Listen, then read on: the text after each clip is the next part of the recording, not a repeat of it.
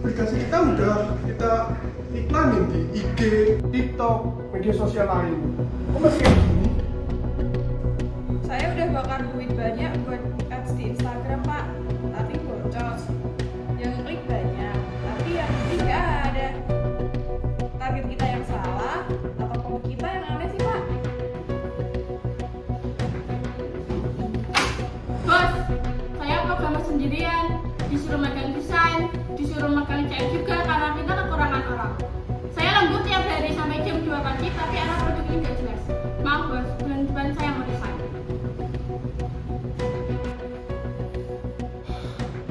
Belum juga masalah produk tidak laku.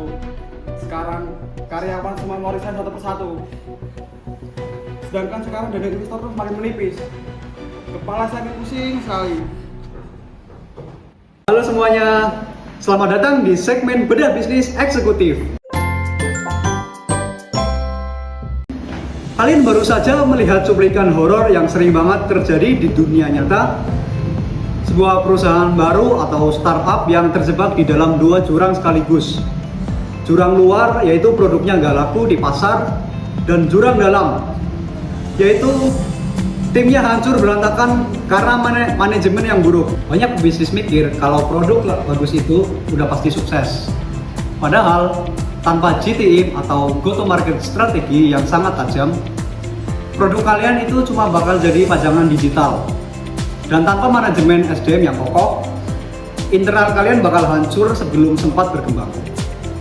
Di video sepanjang 20 menit ke depan ini, kita bakal bedah tuntas kedua pilar ini bersama para ahlinya agar bisnis kalian gak berakhir tragis kayak tim startup tadi. Yuk kita mulai. Kita mulai dari masalah luar dulu, yaitu kenapa sih kok produk Citi tadi gagal total di pasaran? Karena mereka asal jual tanpa kompas. Mereka butuh yang namanya GTM strategi. Nah, untuk membahas pilar pertama dari GTM yaitu penentuan fondasi pasar, mari kita panggil tutor GTM kita yang pertama, Mas Aziz. Halo rekan-rekan pembelajar. Kesalahan fatal yang dilakukan oleh tim marketing seperti Zidi dan CEO Wisnu, mereka itu menderita sindrom yang bernama product centric habis. Nah, mereka jatuh cinta sama produknya sendiri, tapi lupa bertanya, pasarnya mau nggak? Nah, GTM strategi itu adalah cetak biru tentang bagaimana sebuah perusahaan meluncurkan produk ke pasar demi mencapai keunggulan yang kompetitif. Langkah pertama dalam GTM adalah mendefinisikan siapa target pasar kita secara spesifik. Jangan pernah bilang target pasar kalian adalah semua orang umur dari 18 sampai 35 tahun. Itu terlalu luas dan bikin boncos iklan.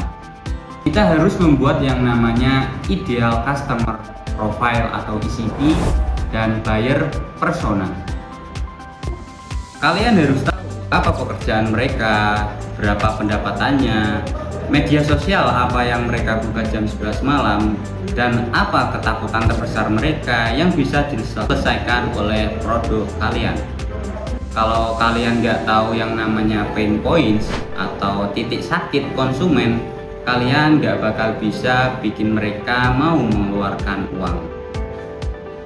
Setelah kita tahu siapa orangnya, langkah kedua adalah merumuskan value proposition.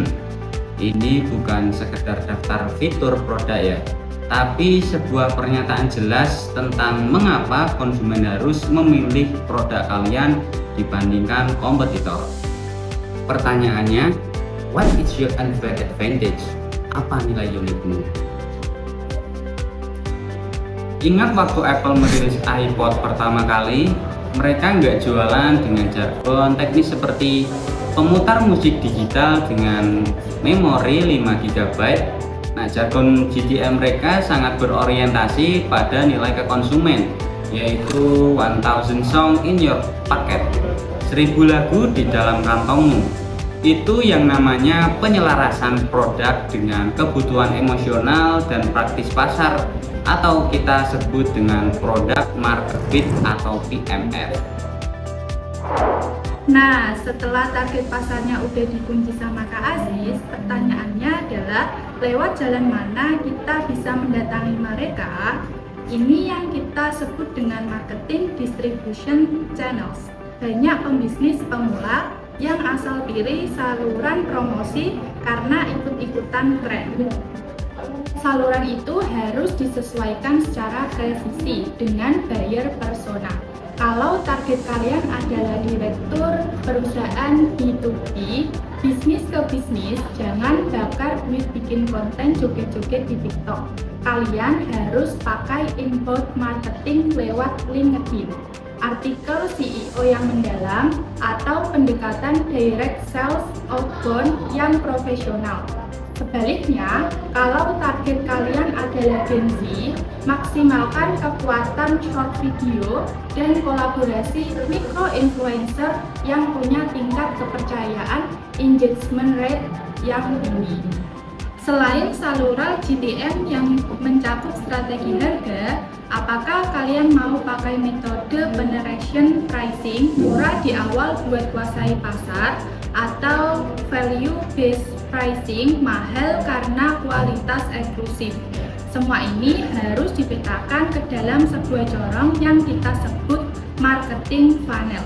Dari tahap awareness, orang tahu, consideration, orang menimbang-nimbang, hingga akhirnya conversion, orang membeli produk kalian. Jadi buat si Zidni yang bagian marketing di sketsa awal tadi, evaluasi lagi funnelmu. Iklan yang diklik banyak tapi nggak ada konversi penjualan, itu tanda bahwa ada yang putus di tahap consideration atau decision.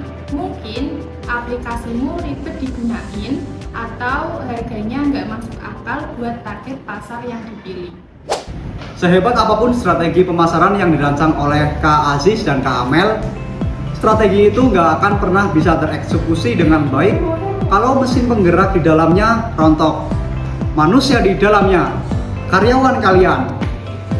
Bayangkan kalian punya strategi perang yang hebat, tapi prajurit kalian kelaparan, demotivasi, dan pengen kabur dari medan perang kayak si Rahmat tadi. Gagal total kan?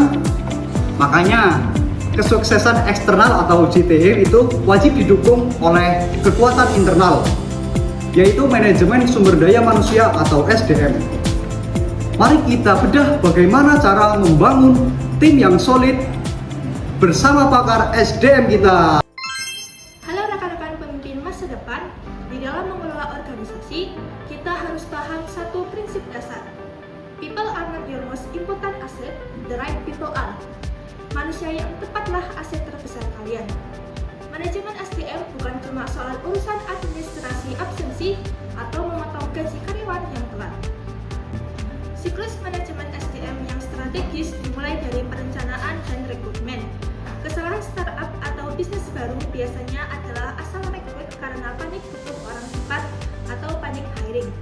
Akhirnya mereka abai terhadap dua hal penting, job description atau apa yang harus dikerjakan, dan job specification atau kualifikasi apa yang dibutuhkan. Kalian harus mencari talenta yang tidak hanya kompeten secara hard skill, tetapi juga memiliki keselarasan nilai budaya ataupun fit dengan perusahaan. Ketika karyawan baru masuk, jangan langsung dilepas ke medan perang tanpa peta. Mereka butuh proses onboarding yang terstruktur agar paham visi besar perusahaan. Selanjutnya adalah aspek training dan development. Dunia bisnis berubah dengan sangat cepat. Jika perusahaan tidak memfasilitasi peningkatan keahlian atau upskilling dan reskilling bagi karyawannya, maka performa tim akan stagnan. Karyawan yang merasa tidak berkembang di suatu tempat kerja secara psikologis akan lebih cepat mencari peluang di perusahaan lain yang menawarkan jalur karir dan ilmu yang lebih jelas. Lanjutkan penjelasan penting dari Kak Lisa tadi, kalau kita sudah berhasil merekrut orang-orang hebat dan melatih mereka. Tantangan terbesar selanjutnya adalah gimana caranya biar mereka gak kabur ke kompetitor. Ini adalah masalah klasik yang dialami oleh HRD seperti Iwan di sketsa awal tadi. Urusan ini disebut sebagai employee retention atau mempertahankan karyawan. Bicara soal mempertahankan karyawan, kita nggak bisa lepas dari yang namanya kompensasi dan benefit. Ingat, kompensasi itu nggak selalu soal gaji pokok yang besar. kita mengenal konsep total reward system yang membagi kompensasi menjadi dua, finansial seperti gaji, bonus, performa, tunjangan kesehatan, dan non-finansial seperti fleksibilitas waktu kerja, pengakuan kerja, dan jenjang karir yang transparan. Perusahaan harus melakukan survei pasar agar standar remunerasi yang diberikan tetap kompetitif di industrinya. Namun uang bukan segalanya. Faktor terbesar yang membuat seorang karyawan hebat seperti Rahma memilih bertahan atau resign seringkali adalah lingkungan kerja dan budaya organisasinya. Budaya mikromanajemen di mana atasan mengatur hal-hal sekecil apapun tanpa memberikan kepercayaan. Beban kerja lembur yang tidak manusiawi tanpa adanya apresiasi. Atau lingkungan yang penuh politik kantor yang toksik dijamin bakal merusak kesehatan mental tim. Sebagai pemimpin atau HRD, tugas Anda adalah menciptakan lingkungan kerja yang aman secara psikologis atau psychological safety, di mana setiap suara didengar. Kesalahan dianggap sebagai proses belajar dan prestasi selalu diapresiasi secara adil. Strategi kita berhasil Jiku. Asli bos, nggak ada lagi cerita bodos iklan karena salurannya sekarang lewat konten edukatif TikTok dan optimasi SEO tepat sasaran bos. Dan makasih juga ya bos, sekarang pembagian kerjanya udah adil banget karena kita udah lanjut sama magang baru buat bantu saya. Ditambah ada tunjangan kesehatan dan pelatihan sertifikasi gratis yang lipat. Gak jadi desain deh saya, malah makin semangat membangun startup ini. Nah gini dong, kalau tim kita kerjanya baik dan tim kita sangat solid kan kita jadi enak. Saya nggak perlu harus mikirin start minggunya karyawan desain. Tepuk tangan buat tim kita. Mantep bos. Mantap banget, tepuk tangan sekali lagi. Mantap bos. Teman-teman pembelajar, kesimpulan besar kita hari ini adalah sebuah bisnis yang sukses adalah perpaduan harmoni antara mesin eksternal yang tajam dan mesin internal yang sehat. Go-to-market strategi adalah kompas yang memastikan produk kalian berlayar ke arah pasar yang tepat. Sementara manajemen SDM adalah jangkar sekaligus mesin penggerak yang memastikan kapal bisnis kalian kokoh menghadapi badai ombak industri. Jangan hanya fokus mengejar konsumen di luar, sampai kalian mengabaikan kesejahteraan manusia-manusia yang berharga yang berjuang bersama kalian di dalam ruangan kantor.